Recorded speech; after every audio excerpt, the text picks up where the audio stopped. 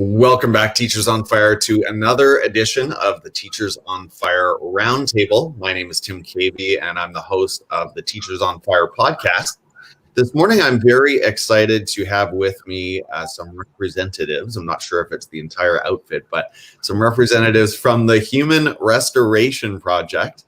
And HRP is an organization that I've been hearing about for a long time. I would say really through the duration of my podcast work, which has been 2 years plus. I've been hearing about the Human Restoration Project, and I've listened to some of their podcasts as well. So some of these voices I'm a little bit familiar with. I'm going to start our conversation by asking each one of them just to introduce themselves and describe for us, if you would, your current context in education. And we'll hold off on the HRP conversation just now, but would you introduce yourself, starting with Nick? Okay, for sure. So my name is Nick Covington. I teach social studies in Ankeny, Iowa at Ankeny High School, and I've been there since 2012. So that's been my position, and I'm currently the creative director at the Human Restoration Project. Creative director. Love that title. Chris? Sure. So my name is Chris McNutt. I teach digital design and media at Global Impact STEM Academy in Springfield, Ohio, which is a public magnet school. And I'm the executive director. All right. And over to you, Thomas. Hi, my name is Thomas White. Until very recently, I was a ninth grade English teacher at Del Valle High School just outside of Austin, Texas. My family is actually moving across the country for my wife's career, so have stepped away from that role, and I'm the development director for Human Restoration Project. My job is to build the organization's capacity. Awesome. And are you still based in Texas right now, Thomas? Well, I am, because we haven't left yet. This next week is going to be packing everything and getting on the road, but I will soon be in Portland, Oregon. Okay, Oregon. Well, welcome to the left coast in advance. Thank you. I was waiting for you to say you're headed to California, because all we hear about right now is the great California to Texas exodus. But you're doing the reverse, or a little bit, not exactly the same. So let's get into Human Restoration Project and all of your work. I know you've got a lot of, or I feel like, again, I'm being educated this morning, but I feel like there's a lot of different things going on. So let's start at the beginning. Give us a little bit of the history of Human Restoration Project. Where did it begin, and what is your mission and vision in education? Chris? Sure. So first off, Tim, thanks for giving us the platform here to talk about HRP and talk about what's going on. We also have one other employee who couldn't make it, which is Naoya Okamoto, who's based out of Tokyo. So I'm pretty sure it's like 2 or 3 a.m. right now. So he couldn't be here. Shout out to him. Yeah, he's pretty awesome. So HRP started off in 2018. Started between me and one of my current coworkers at the school I work with, who left because he became the building principal, but he just didn't have enough time.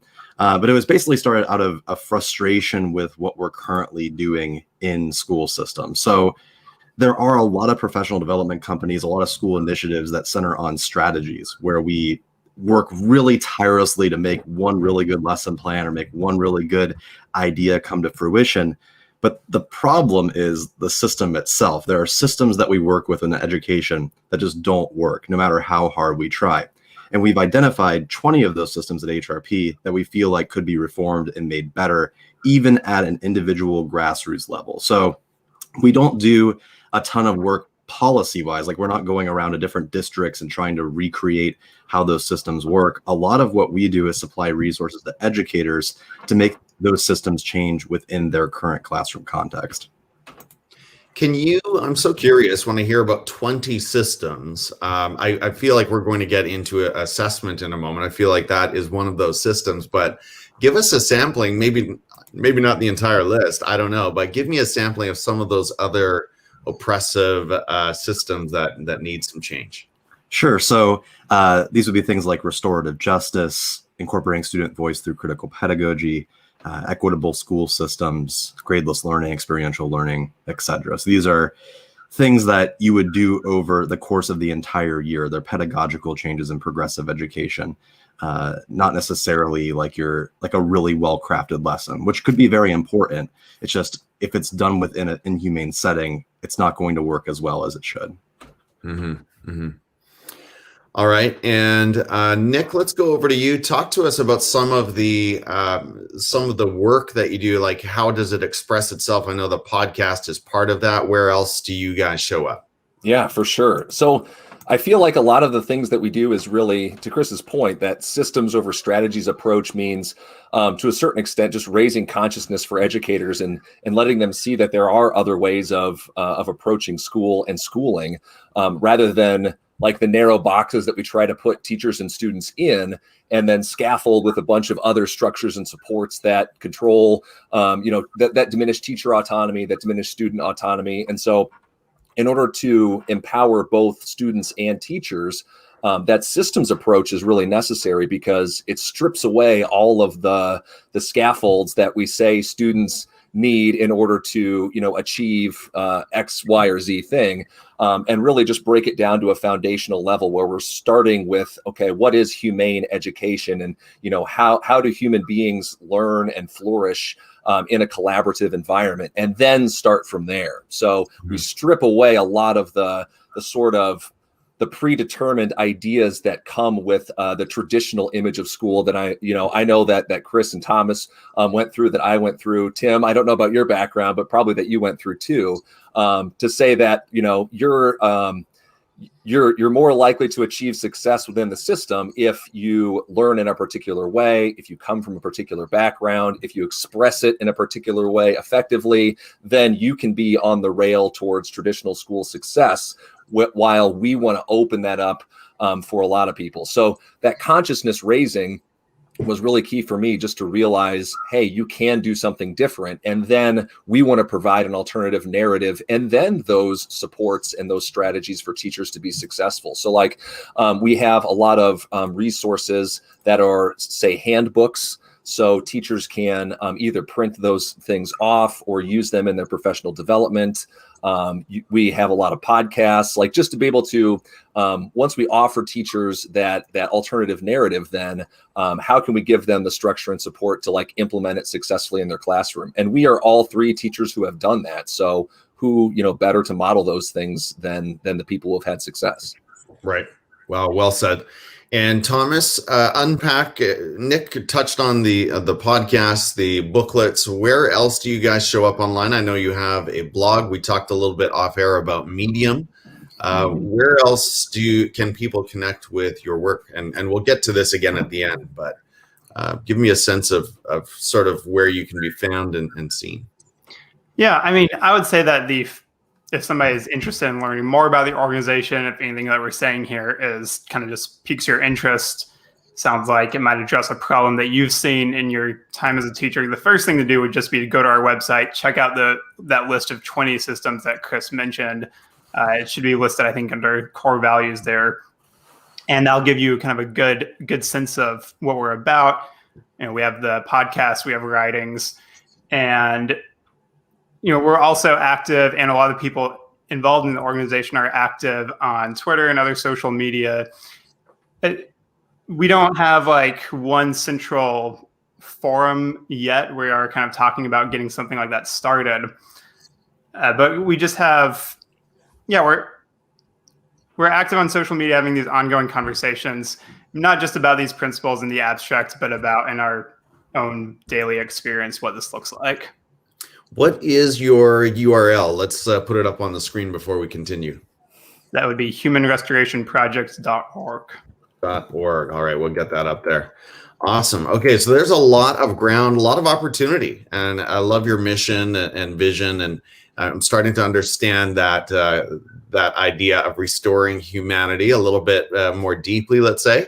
So let's get into one topic, and that is assessment. I know you've all done a lot of work. I think I was connected briefly, maybe with one or two of you in a Going Gradeless Voxer group. Does that sound familiar to either of you? Yeah, it does. It does. And that quickly got overwhelming. It's hard to keep up with a dozen voice messages every single day. So, yeah, we've got Shannon Schinkel with us, and I want to say hello to Shannon, one of your patrons, and certainly a huge supporter of the work that I do as well.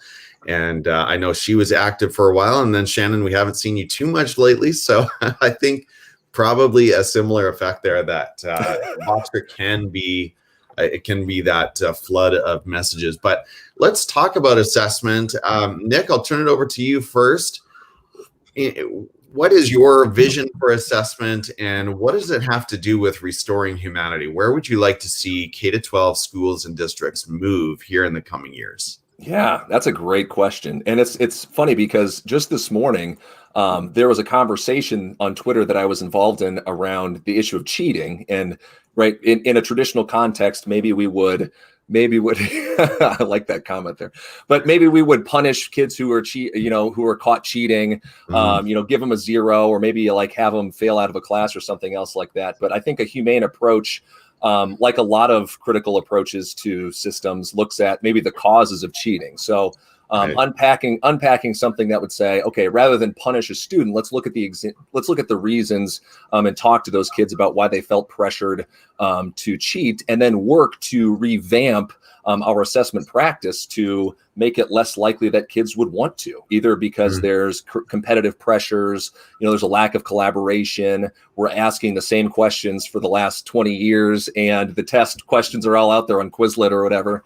A more humane vision of assessment that actually would lead to less cheating in the long run might be something like I use in my econ classes, which is an evidence journal. So there's some evidence that kids gather throughout the semester through activities, through more formal assessments, and through a lot of the things that they complete. But then sort of the check for that is just a collaborative conversation with myself on them being able to demonstrate the evidence to a level that I as an adult can certify in my classroom and say they're ready, for the next thing, or not, to go back and revise some things. But those conversations, right, are shown to not just improve learning, but like improve student relationships, to improve motivation. And so it really, for me, comes down to like this Frank Smith approach. If you've ever read his book, the book of Learning and Forgetting, he really reframes teaching to being sort of this collaborative club, right? So school sends a lot of signals about who is and isn't involved, who is and isn't part of the club. So whether that's the reading club, the math club, history club, science club, and we hear adults talk about this all the time too. I am guilty of it as well, saying like I'm not a math person, for example. And it took me a long time to realize that, that was something that was an identity that I developed because of my experiences in school math, right? And rather than view myself as like from a deficit perspective and me being deficient in math, to secure my identity, I just said, well, I'm not a math person. That's not for me. So how many barriers do we put up in our classroom for kids to say, oh, I'm just not good at this. I'm not a history person. I'm not a science person. I don't have that kind of brain. And a lot of that gets communicated by those assessment practices. And we've seen the research that says that it's not actually bad behavior that leads to bad grades. It's poor grades that predict poor behavior later on and can actually lead to a downward spiral in student behavior and performance. So grades and grading are like a big barrier between not just good relationships among and between students and teachers and building that collaborative community, that club of learners all engaging and acting in the world together, right? With the same mission and vision, right, that an organization would have. But grades also, right, alienate students, they rank and sort, they make kids internalize those messages and see themselves as not as the learners that we know they innately are, right? Because grades alienate them from their own identity as learners. So honestly, giving students as much of a chance as they can to communicate what they know to us. So in the evidence journal, again, kids have to fill that with, some pieces of evidence and support that against the objectives maybe for the unit or against the objectives for the course or the semester. And then I have this conversation where it's just how do they feel about it? So they have to self-evaluate. And then they have to write about some of the big takeaways for them, how they applied, to their life or their experience, how they changed their understanding of economics, for example. And then they have to use that to answer like an essential question that's like a big overarching thing about the unit. But we talk about that, right? So I don't see any way that kids can cheat on a portfolio or on an evidence journal or whatever. And why would they even want to? Because who cares who outranks whom? We're all in the learning environment and learning from each other together simultaneously. So we're all tackling the same problem. There's no incentive to cheat or to, get a 92% over a 91 or whatever the case might be. Oh, you said so many good things there, Nick, that were music to my ears, and I know to our viewers as well. And I want to say hello to Stephanie Edmonds in New York from Class Disruption. She's fantastic. Make sure you check out her channel. She says, which is actually far more rigorous as a way of grading. I think she's alluding to your evidence journal. Right on. And depending on the level too, a part of this process can be the self-reflection. When there's continual self-reflection about the learning, about where I am in the learning, about where I'm going next. It just doesn't really fit to try to quote cheat, and still be authentic in that reflection process as well. Chris, talk to us more about let's ask this question. How have traditional assessment models really suppressed humanity? Sure, yeah. So this kind of dives into Hook's work and Freire and Garreau, and just the concept that when you internalize traditional ed, you are essentially saying that some people are worth more than others, or those that do well are somehow like earning their position, and therefore they're going to look at the others as if they're worth less. When we know that grading practices are incredibly subjective, and oftentimes they are reflected in racist norms. People are graded at a lower level if they are not white, and if they're not male, for that matter. And it's just really a reflection of our society at large. You internalize that behavior of grading, and then as you grow older, it might reflect itself in how you view the world.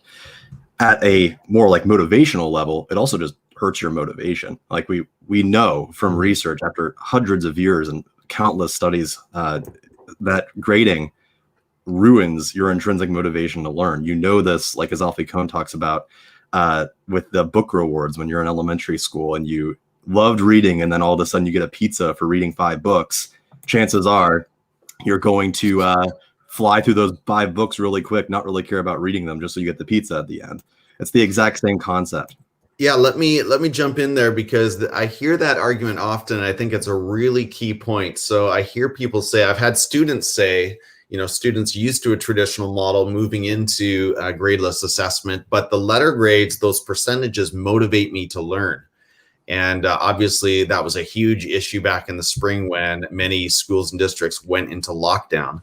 So talk a little bit more about, you just put your finger on it with Alfie Kohn and the extrinsic motivation, but how would you respond to that person who says moving into gradeless assessment models, where is that motivation?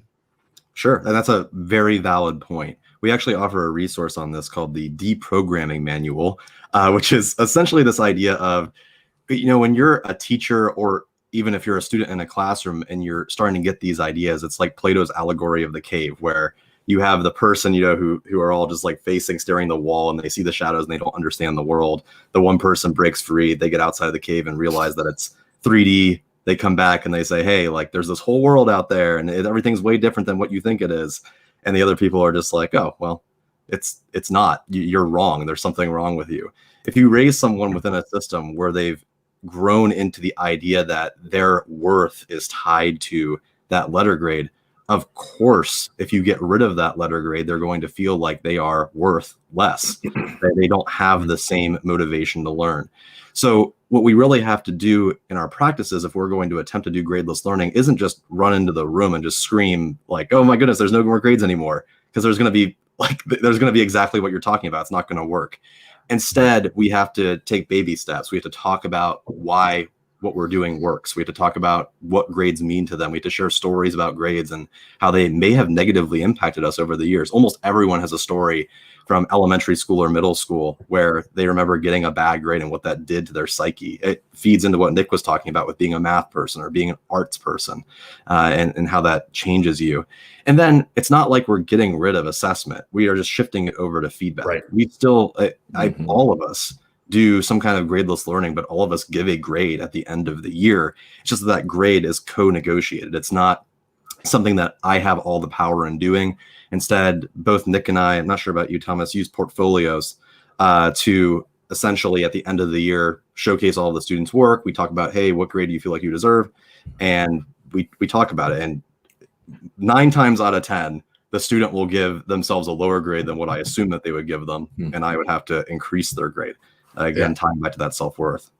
I find that too with the self-assessment. Students are remarkably honest as a whole. You might find the odd kid here and there who's decided they're going to try to game the system, but for the most part, kids are more honest than we give them credit as educators. I love the question, and by the way, the theme that both you and Nick have brought up here about putting people into boxes and ranking and sorting. I mean, I'm such a believer there that I think we still do that as teachers. We decide what kind of a person we are. I'm a this person. I'm not a that person, and we need to break free of that as well as educators. Thomas, take this question. Why would kids want to cheat? Or to flip that around, describe the kind of education system where a student wouldn't want to cheat, where they're actually, gasp, interested in their own learning and growth. Yeah, so I think a system where students don't want to cheat is a system where the system already allows them to do the things that they want to be doing. So the question of why do kids cheat is in an English class, like I have taught for the entirety of my career, it's the same as like, why would they just BS an essay and like not really put the effort into it, but just kind of hit the word count, like whatever, turn it in, do enough to get the bare minimum. And the answer is because they don't care about the task. Like, if you don't really care about something, if you're not taking ownership of it, you are not going to be putting in a lot of effort. And it's honestly the most rational decision to just do the bare minimum you can to get by when it's not something that you really care about. I think that that's something that we all I think most teachers would basically agree with what I just said.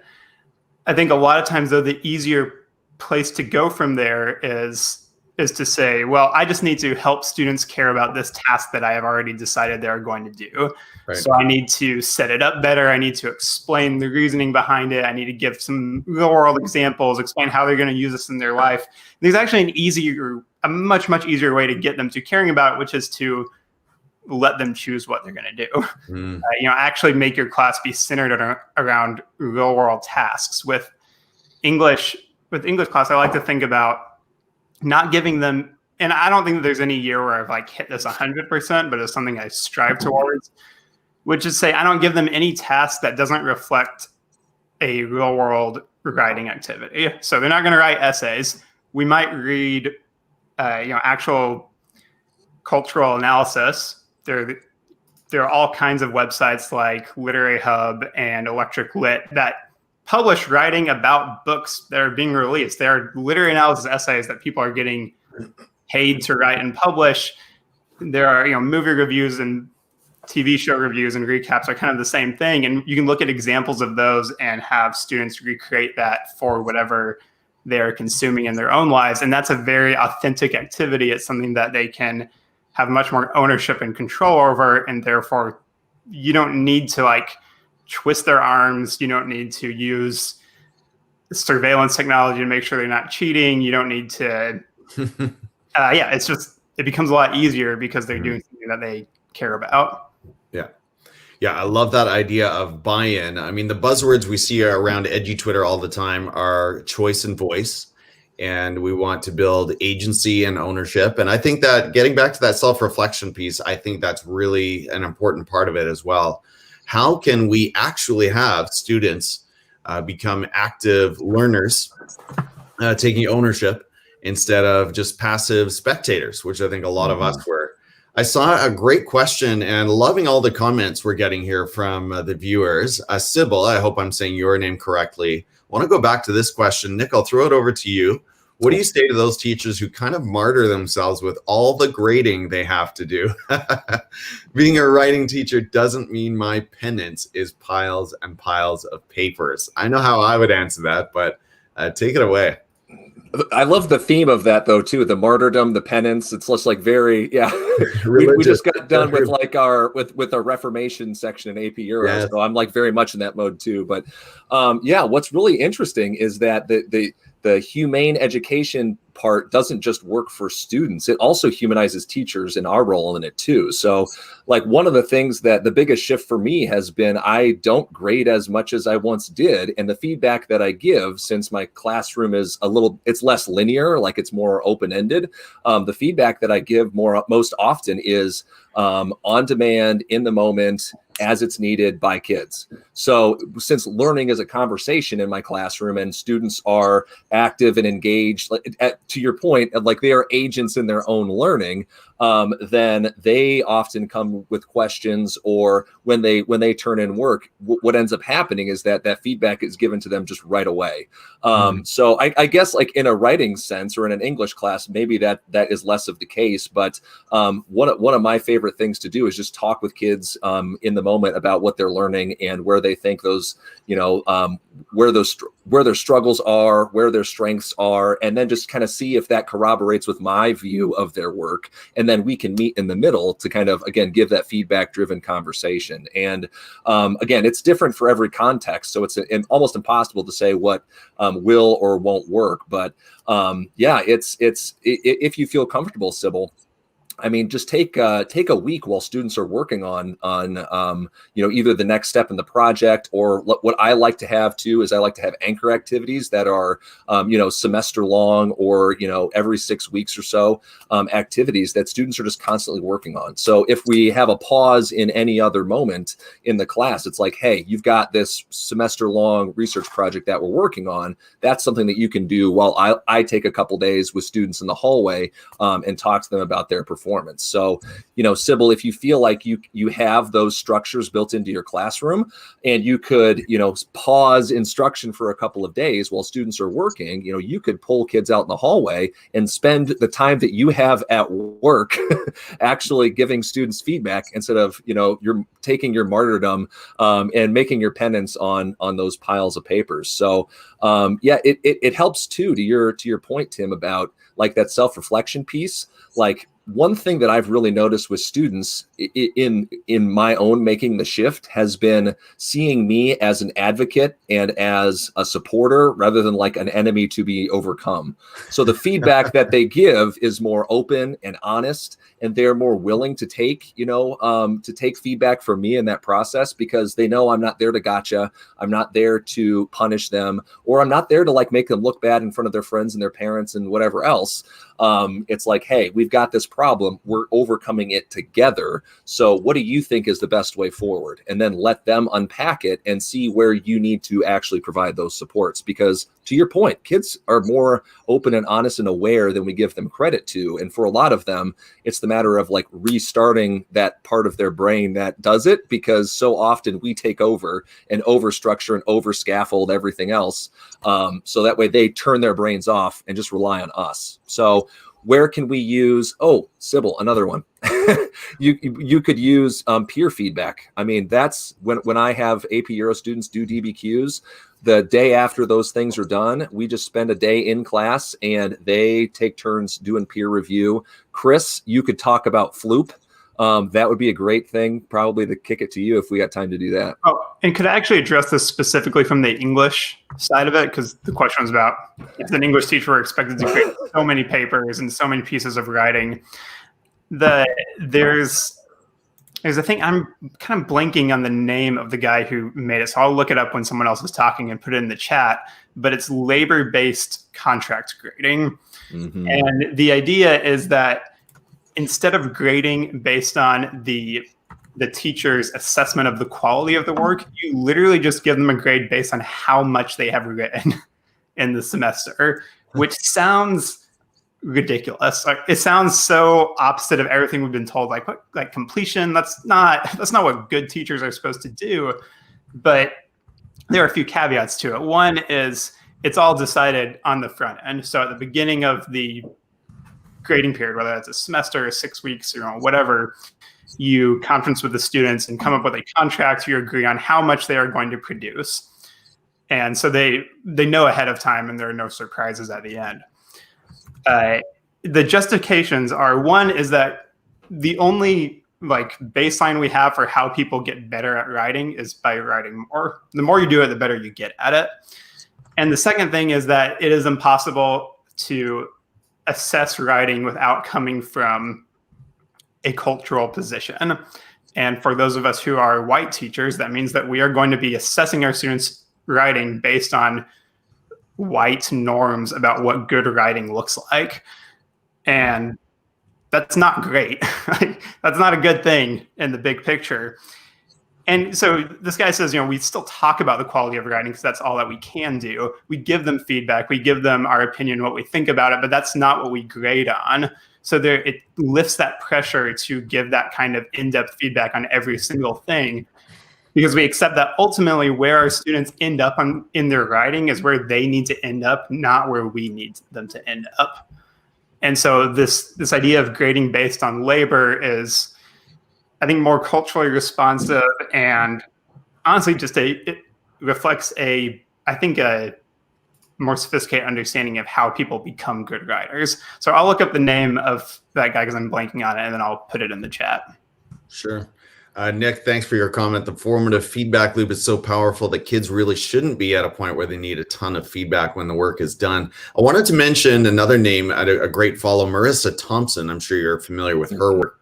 And she talked about, I think it was when she was on my podcast, or it may have been another one, I can't recall now, but she's talked about how as an English teacher, she's cut it down from something like 18 hours of marking per week to 4 hours of grading. And most of it, I think, for her is in class. And that takes me back to this comment from Shannon. Shannon, thank you so much for taking part this morning. I can assess on the proficiency scale before the work is turned in because I'm constantly monitoring the learning in class. Assessment can be done via conversation, product, or observation. To me, the paradigm that I think about here, even as a writing teacher, and I do teach English as well, is a basketball coach. That coach is going to have more of an impact on her players if she's giving that real-time feedback, and that may not cover everything in a player's game, right? It may be just 1 or 2 things to work on to improve, but it's real time and it has impact in the moment.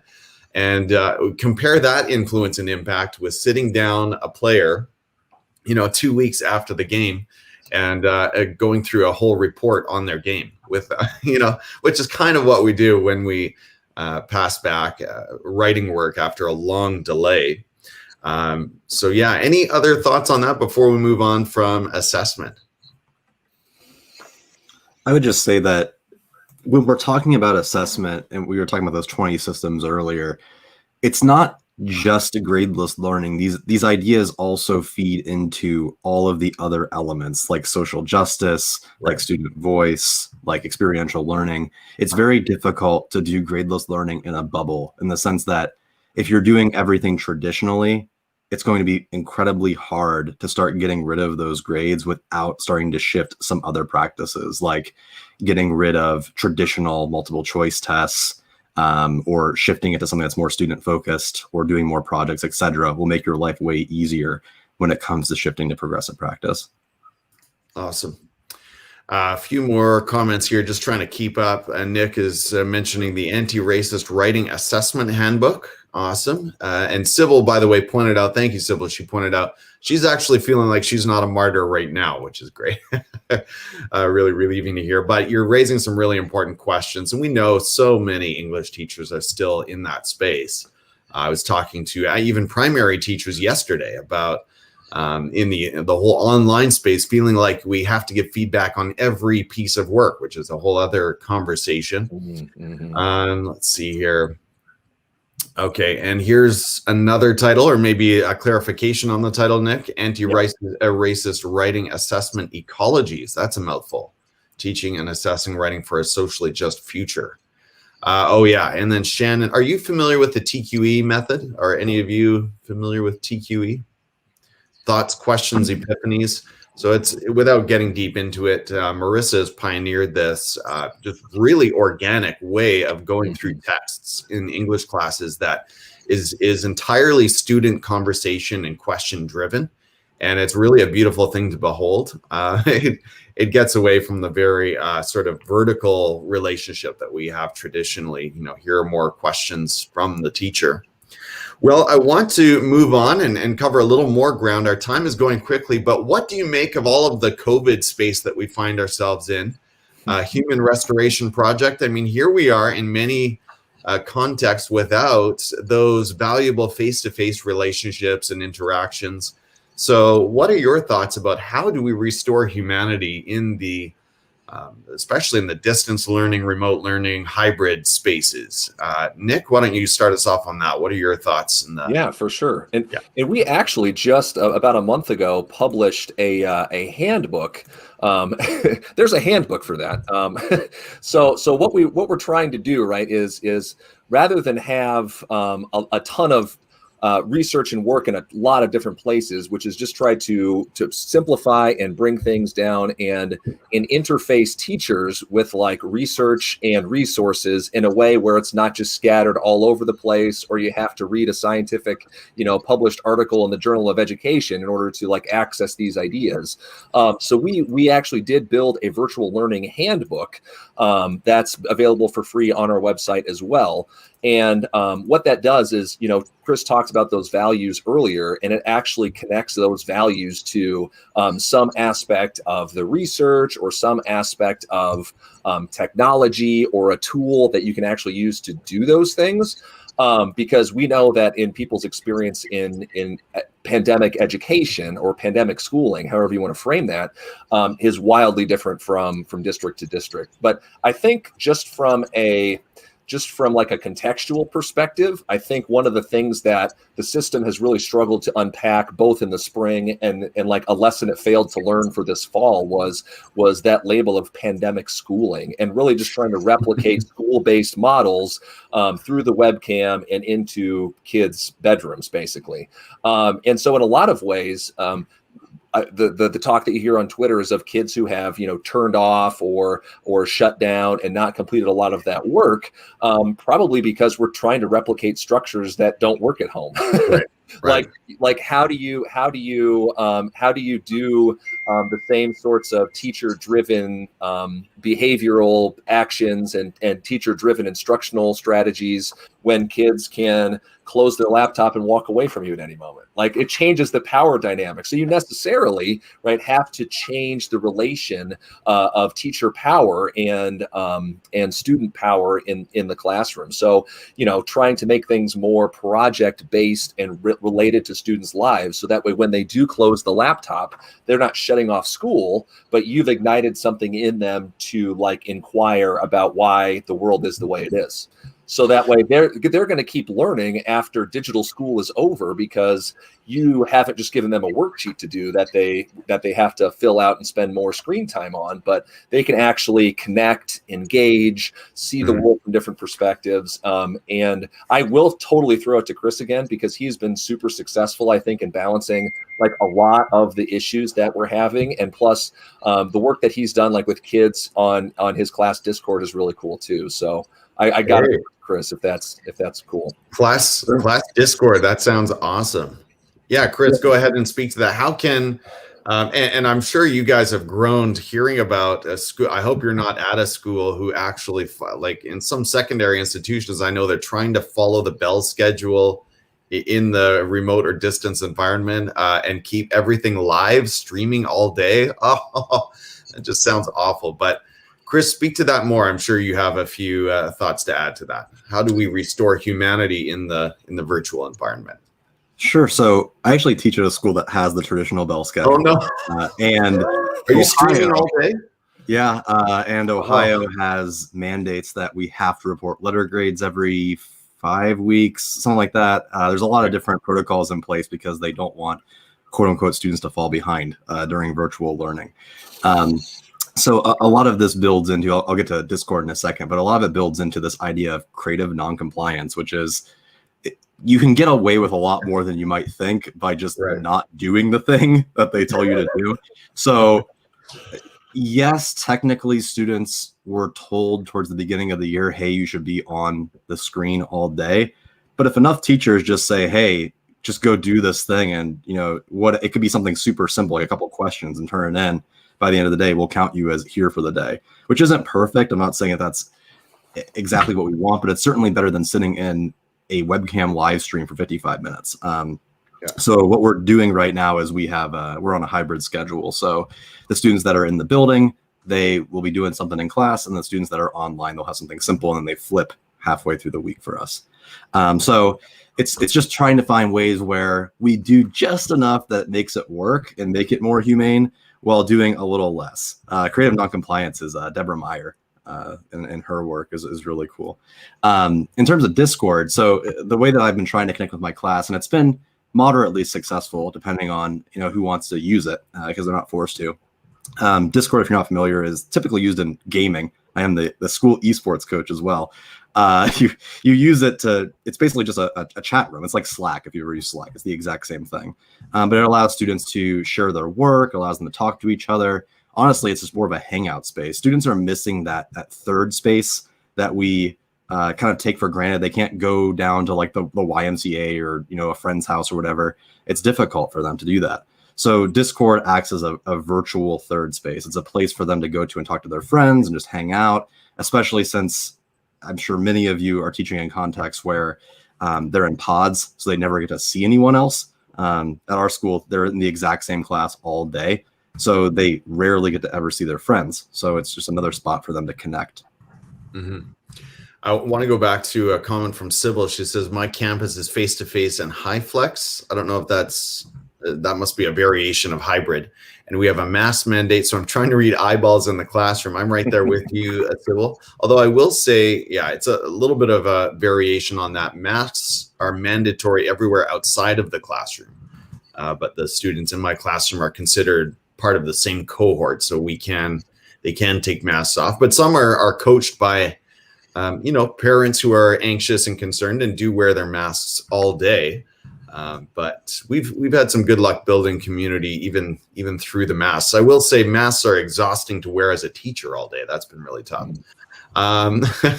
We've got some good interactions around this term of creative non-compliance, and Stephanie says, I am openly non-compliant. I guess with a brand like Class Disruption, that's what you expect. And Tim, to that point too, I think, when we talk about power and privilege, I mean, there's a certain point as well where people, say in my position that I've been in my district, I've been in a lot of teacher leadership capacity.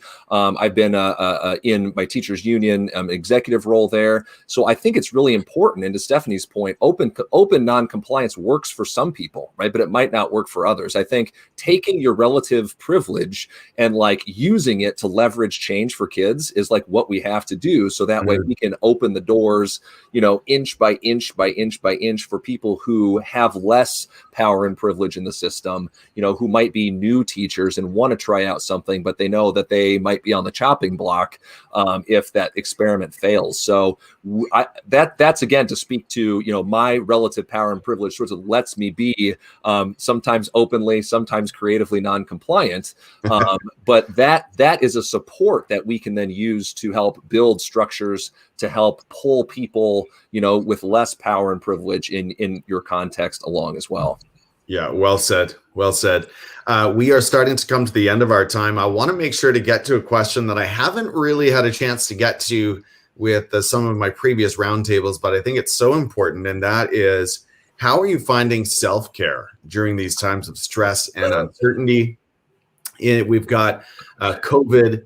We've got raging education debates. We've got the election. We've got a whole lot going on right now. What does teacher self-care look like? I think a group like Restoring Humanity, the Human Restoration Project, is a good group to speak to that. Thomas, start us off. How are you? And I know you're even in the midst of personal change right now and transition. So how do you find self-care, and what does that look like for you? So sometimes self-care for me just means accepting that things are bad. Something that I can be sad right now because this is not good. This is not what I signed up for. There's no good answer for school or for anybody during a global pandemic, but especially not for schools. There's no easy answer. Nothing is going to make everybody happy and work for everyone. Even girls, like, they're all bad options, and this is not what we signed up for. I think sometimes self-care is just accepting, like, yeah, this sucks, and we can just admit that and sit with that, and like, it's okay to feel that sad emotion. And yes, we are also going to go and take time for ourselves, do things that bring us joy, that, whether that's just reading a book that's not professional about anything, just like a science fiction novel or whatever. I just read, and what was the name of that one? I'm blanking on it now. Recursion by Blake Crouch. It's just not like a super in-depth, it's just like a thriller. It was just something that I could blow through in a couple days and really enjoy. So take some time for that, but don't use that I try not to use that to tell myself that things are not actually bad, because they are. And feeling sad is the irrational response to what is going on, what is happening to all of us right now. Awesome. That sounds good. I like your point about just naming it, right? And not avoiding it, but naming it and saying it out loud. Sybil, appreciate your input here. Self-care for me has meant turning off devices, naps. When do you get naps? I would love to have some of those naps as well. I'm just kidding. I mean, sometimes I have to crash when I get home too. Coloring in silly coloring books, venting to friends, also donating money to organizations. Awesome. And Nick says, does tweeting count as self-care? Nick, I'm going to say yes to that. Saturdays, I like to check out of my have to work and do my want to work. So Nick, talk more about what self-care looks like. For you. Gosh. Okay. So this is an interesting thing, right? Because this is kind of a conversation that we were even having among the three of us about this, is that in the 21st century, and in 2020 especially, self-care has become commoditized in a way that a lot of things have. So, self-care is a productive activity, right? That you share on your social media, that that you make sure that self-care time is productive time it's work on yourself. So when you leave the work that you do for students and work for other people, you have to do work for yourself. So it's that interesting notion that self-care is like consumption. Self-care is, right, it's doing those things, where, to Sybil's point, self-care could just be taking a nap, which, maybe that's not a super productive activity. But it's interesting that, like, again, from a humane and from a human perspective, the things that humans just normally do when we're stressed and tired and have to be sane and happy and not depressed and everything else, is like labeled as another activity that we have to engage with. Otherwise, we're not treating ourselves. We're not taking advantage of self-care. I think we have to be careful of shitting on people. So, sometimes I see, educators, you need to completely shut off or unplug for a full 24 hours. And I think we have to be careful, because it really does look like that restoration, to use your word from your brand, that restoration does look different for people. It really does. Chris, what about you? What does self-care look like for you? Well, kind of hitting on that point that you were just talking about, it's really navigating away from the toxic positivity that we see oftentimes in the teaching profession in general, with like the teacher as superpower type mentality, where we feel like we constantly have to be doing things like Sybil was talking about earlier, where you're a better teacher if you work more hours than what's in a day. But it's especially more meaningful right now during COVID, because honestly, it kind of sucks to be a teacher right now. And I think it's perfectly fine to name that. There's a ton of work. And honestly, most districts are not supporting teachers in a meaningful way to allow them to get through as much work as possible. So I think it's important for us to do these things that we're talking about, like napping, resting, hanging out, taking the time, eating some pizza, that kind of stuff, while still simultaneously recognizing justice for these things. It's changing that system, fighting back, and being a little bit mad about what's going on. We can be a little revolutionary here. Teachers have a lot of power.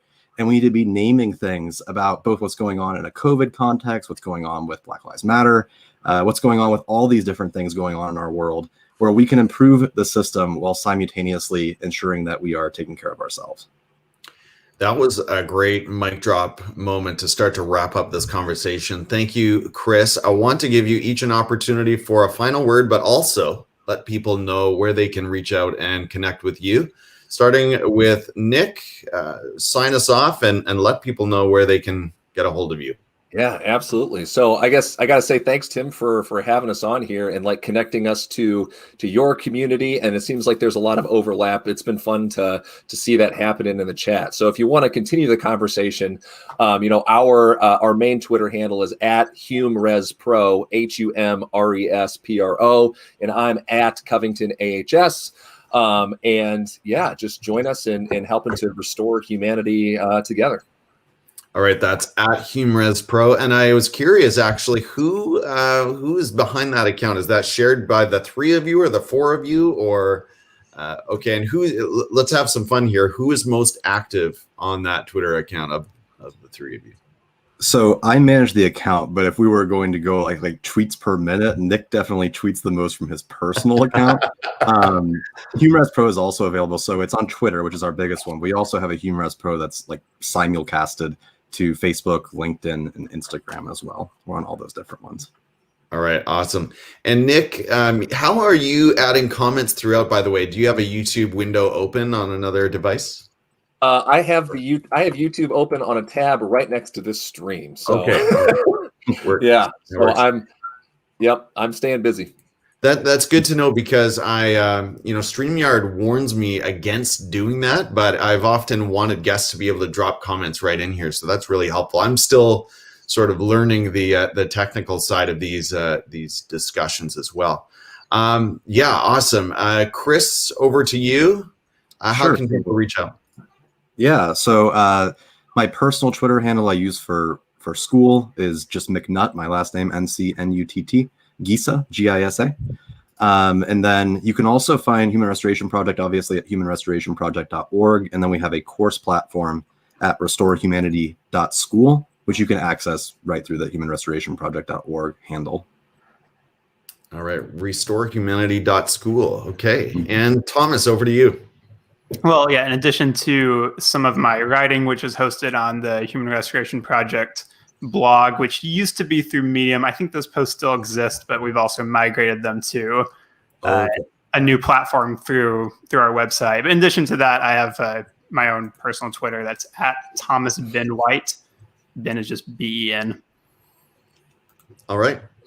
Gentlemen, this was an absolute pleasure. I'm sad that we weren't able to connect with your counterpart located in Japan, I believe, right? Very different time zone, but we'll give another shout out to him. I am so motivated and encouraged and inspired by your message. I know usually I end up replaying these conversations throughout the day. So thank you to everything you raised in all of the ground that we've covered. Take care. Enjoy the rest of your weekend. Make sure to fit in some self-care, whatever that looks like for you, even if it does mean a lot of time on Twitter. And if you are on Twitter, avoid don't get pulled into some political trolling. And enjoy the rest of your weekend, guys. Take care, and I know we'll talk again soon. Awesome. Thanks, Tim. Thank you. We'll check it out. Bye-bye.